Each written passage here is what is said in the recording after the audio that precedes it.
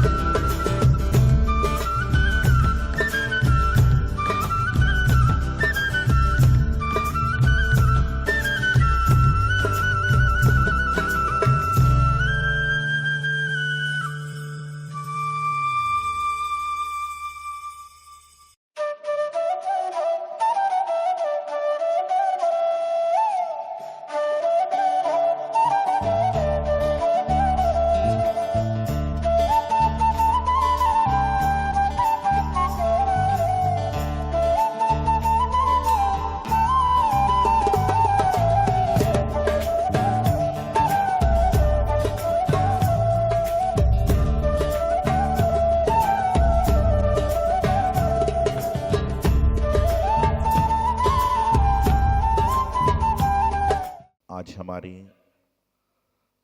आपके सभी के इष्ट आराध्य देव, देवादिदेव 1008 श्री चिंतामणि पारसनाथ भगवान, जिनकी हम तो आराधना साधना विशेष करते ही हैं, और 100 में से 50% लोग पारसनाथ भगवान की आराधना संभवतः करते ही होंगे विशेष रूप से।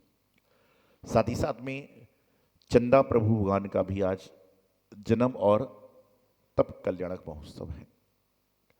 सम्मेद शिखर जी में जब लोग चढ़ाई चढ़ते हैं तो सबसे ज्यादा प्रसन्नता इंसान को 2 टोकों के दर्शन के बाद होती है।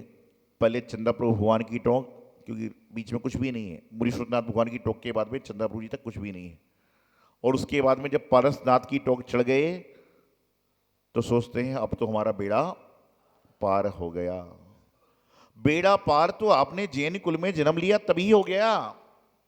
बेड़ा पार तो आपका जैन कुल में जन्म लेने के बाद में हो गया, लेकिन जैन कुल में जन्म लेने के बाद बेड़ा पार होने के लिए आपके काम कैसे हैं? आपके काम यदि अच्छे हैं तो समझ लेना कि जैन कुल में जन्म लेने के बाद आपका बेड़ा पार हो गया, और यदि आपके काम खोटे हैं तो जैन कुल में जन्म लेने के बाद में आपका बेड़ा पार कभी नहीं हो सकता। कहते ना कि जैनी है तो जन जन के काम भी करो और जैन हित के भी काम करो। पहले के जमाने में कहा जाता था कि यदि कोई जैन समाज का व्यक्ति खड़ा हो जाए तो लोग ये कहते थे कि ये झूठ नहीं बोल सकता। तो आपका कर्तव्य है, आपका काम है कि जो हमारे पूर्वजों की निशानी है उसको हमें अमिट रखना है।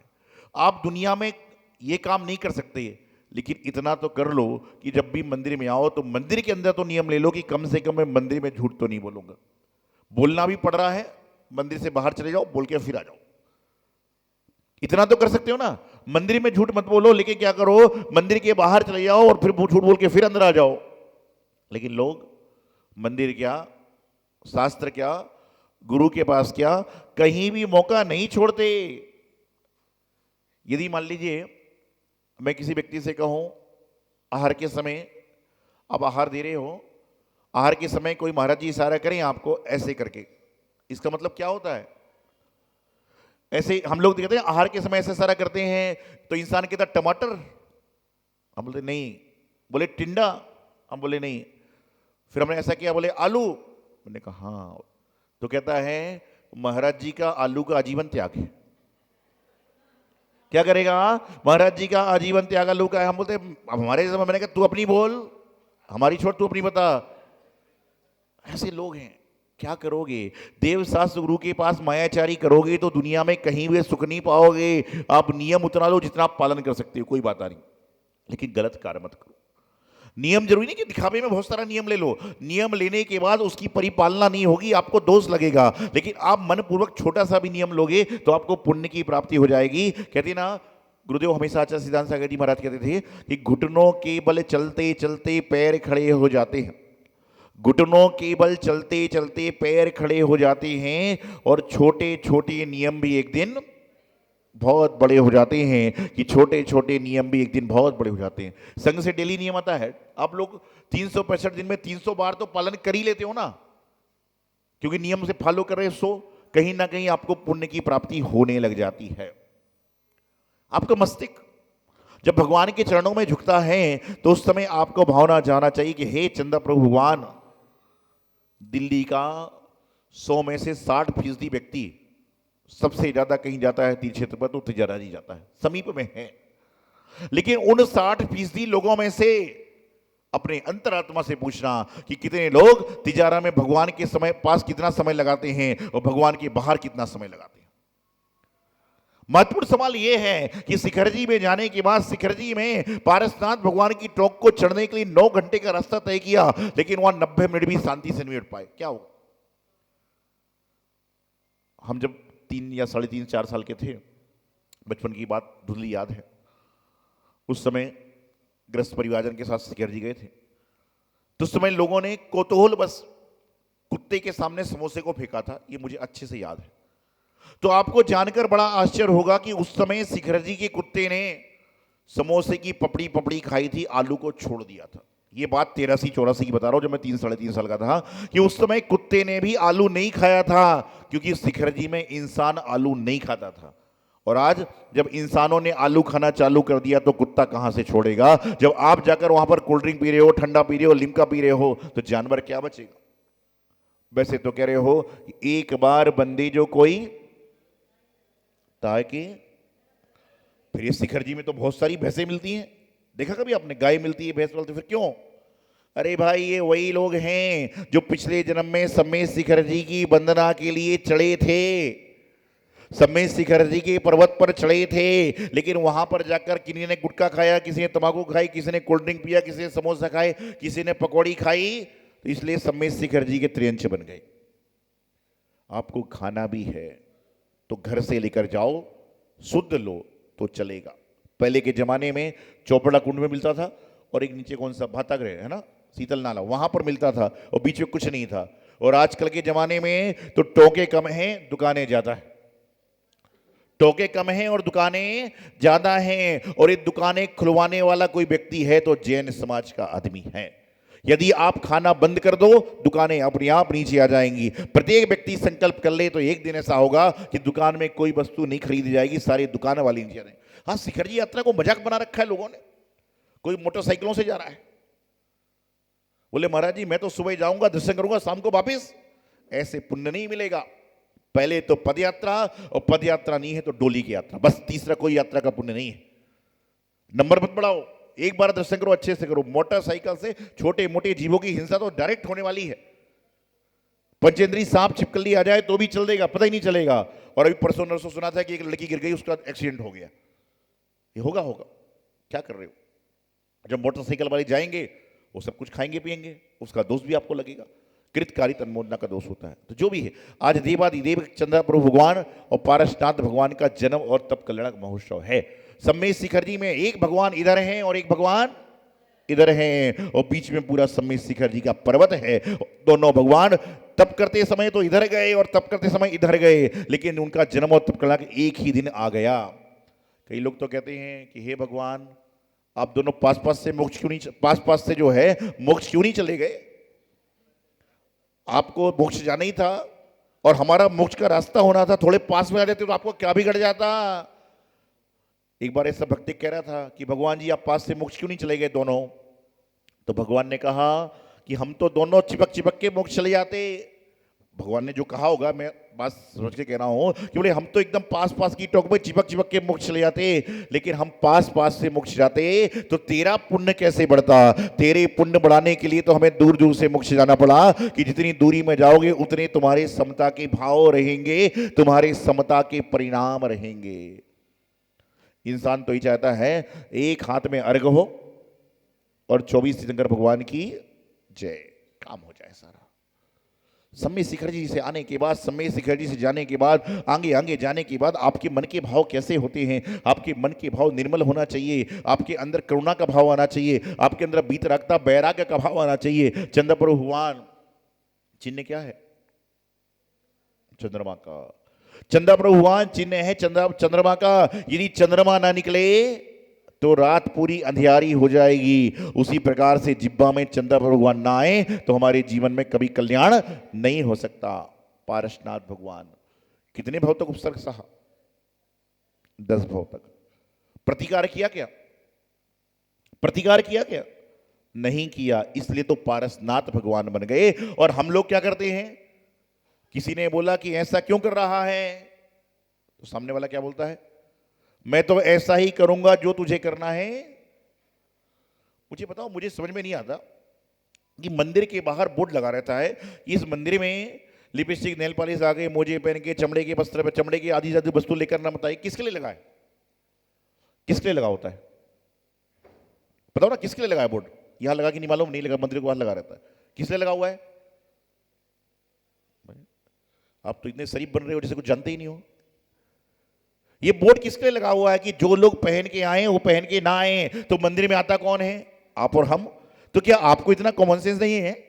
आपको इतना ज्ञान नहीं है? आपको इतनी जानकारी नहीं है कि मंदिर में हमें कैसे आना चाहिए? मंदिरों में इन बोर्ड लगाने की आवश्यकता नहीं है। मंदिर के बाहर तो बड़े बड़े अक्षर में बोर्ड लगाइए कि जब तक मंदिर के अंदर हो, जब तक राग देश का त्याग कर दीजिए, राग देश को छोड़कर मंदिर में प्रवेश कीजिए। क्योंकि जितना राग देश आप बाहर नहीं करते ना, उतना यहां पे कर लेते हो। और यहां पर राग देश करोगे तो आपका पुण्य क्षय हो जाएगा। पुण्य जो है बढ़ रहा था वो खत्म हो जाएगा। क्योंकि कहते ना, अन्य क्षेत्रे कृतम पापम जिन धर्म विनश्यति, और जिन क्षेत्रे कृतम पापम न भूतो न भविष्यति। मंदिर में आ रहे हो थोड़ी बातों के लिए पारसनाथ भगवान का स्मरण करो ना। अरे कहता है कहने दो। हम लोग रास्ते में चलते हैं, कई लोग महाराज को अपशब्द बोलते हैं, हम लोग को बोलने दो, हमारा क्या बिगड़ रहा है? क्या करेगा आदमी? मुझे ये बताओ, आप मंदिर में बैठे हो और आपके टेबल को किसी अनजान आदमी का धक्का लग जाए जिसको आप जानते नहीं हो, तो आपके भाव कैसे होते हैं? चलो आपके नहीं, किसी और गांव वालों के कैसे भाव होते हैं? आप तो धर्मात्मा जीव, आपके कोई भाव नहीं होते।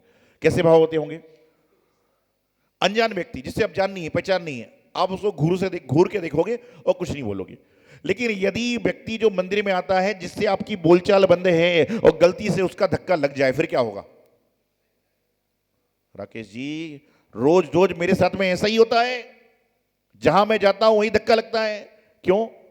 क्योंकि वह आपका जानकार था कि जहां पर राग है वहीं पर देश की उत्पत्ति है, और जहां राग नहीं है वहां देश भी पैदा होता ही नहीं।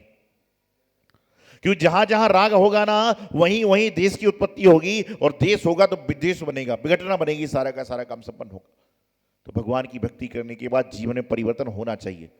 आज यहाँ पर पश्चिम बिहार जैन मंदिर में कई बार संकाना हुआ, और पुनः इस बार पारसनाथ भगवान जी के जन्मोत्सव कड़क महोत्सव पर, चंद्रपुर भगवान के जन्मोत्सव कड़क महोत्सव पर आना हुआ। एक बार एक व्यक्ति आया, कहने लगा महाराज जी मैं सम्य शिखर जी की यात्रा पर जा रहा हूँ, आशीर्वाद दीजिए। आशीर्वाद दिया, कहा हमारे ऊपर से भी चरण वंदना करना, सब कुछ कहा। फिर कुछ दिनों बाद 8 दिन हो गए, 10 दिन हो गए, 15 दिन हो गए, 20 दिन, मंदिर ही नहीं आया वो। मैंने उसको बुलवाया, मैंने कहा भाई क्या बात है, सम्य शिखर जी से जब से लौट के ही नहीं आते हो? नहीं, बोले थोड़ा सा व्यस्त हो गया था महाराज जी। मैंने कहा कल से तो आओगे? बोले महाराज जी आना संभव नहीं है। हम बोले क्यों? बोले महाराज जी मैं जब सम्य शिखर जी यात्रा पर गया था, उसके पहले सम्य शिखर जी जाने के पहले मेरी दुकान जो है सुबह 10 बजे खुलती थी और शाम को 6 बजे बंद हो जाती थी। लेकिन जब से मैं समय शिखर जी से आया हूँ, जब से मेरी दुकान सुबह 8 बजे खुलती है और शाम को 8 बजे बंद होती है। तो मैंने कहा ये क्या मजरा है, समय शिखर जी से आने के बाद तो आदमी के भाव बैराग्य के होते हैं। नहीं, बोले महाराज जी 10-15 दिन जो मेरा नुकसान हो गया ना व्यापार का, तो मैं सुबह जल्दी 2 घंटे पहले दुकान खोल लेता हूँ कि 2 घंटे पहले दुकान खोलूंगा तो मेरे जो नुकसान हुआ उसकी पूर्ति हो जाएगी। और नमुस्तु करके जाने लगा। तो मैंने कहा भाई अगले 2 घंटे क्यों खोल रहा है? तो बोले महाराज जी आपने प्रवचन में कहा था ना कि गिरनार जी की यात्रा पर भी जाने से पुण्य मिलता है, तो अगले साल गिरनार जी जाने का सोच रहा हूँ, तो पहले वाली इसलिए खोल रहा हूँ कि शिखर जी का कवर हो जाए और आगे गिरनार जी जा रहा हूँ उसकी तैयारी कर रहा हूँ। ऐसे लोगों का कल्याण नहीं होगा। क्या कर रहे हो? मंदिर जाने के बाद, भगवान के दर्शन करने के बाद आपके भाव निर्मल परिणाम होना चाहिए। देखिए बस अर्घम निर्पामती पूछे भगवान जी कितने मंदिर में? बोले पार्श्वनाथ जी मूलनायक हैं, महावीर भगवान हैं, वासुदेव भगवान है, पता नहीं कौन कौन से भगवान, तो अर्घ चले जाते हैं। कई बार तो महाराज जी के दर्शन करके इंसान चला जाता है, उससे पूछा जाए कितने महाराज जी माता जी संग में हैं, पता नहीं। मंदिर में कितने भगवान की मूर्ति है, पता नहीं। भगवान पारसनाथ जी के आहारदाता कौन है, पता नहीं। भगवान पारसनाथ जी की तपस्वी कौन सी, पता नहीं। लेकिन मंदिर में आने वाले आदमी के पूरा बायोडाटा चिट्ठा आपके पास में, यदि इनका चिट्ठा अपने पास में रखोगे तो कल्याण हो जाएगा। क्योंकि जो होगा ना, जैसा हम करते हैं वैसा ही हमारे साथ जीवन में होता है। तो आज पारसनाथ भगवान जी का जन्म और तपकड़क महोत्सव है। इस अवसर पर मैं तो यही कहता हूँ कि हे पारस प्रभु, आप तो रस को, राग को छोड़कर मोक्ष को चले गए, लेकिन हमारे जीवन में रस भी है, राग भी है, रोग भी है, बैराग्य भी है, बीतरागता सब कुछ है। लेकिन आप ऐसा आशीर्वाद दें कि आपके जैसी समता जीवन में आए और हे चंद्र भगवान आपके नाम लेने में ही शीतलता है, ऐसा भाव हो कि हमारे जीवन में शीतलता का आगमन हो। तो आज महोत्सव में आप सभी का पुण्य है कि नित्य प्रति आप चिंतामणि पारसनाथ भगवान के दर्शन अपने नेत्रों से करते हो। और मुझे तो लगता है कि दिल्ली में बहुत कम ही जगह है, रोहिणी सेक्टर 3 है, यहाँ पर है, और एक दो जगह और है कि जहाँ पर पाषाण की काले कलर की पारसनाथ भगवान की प्रतिमा फण सहित विराजमान है। ये आपके जीवन का बहुत पुण्य है।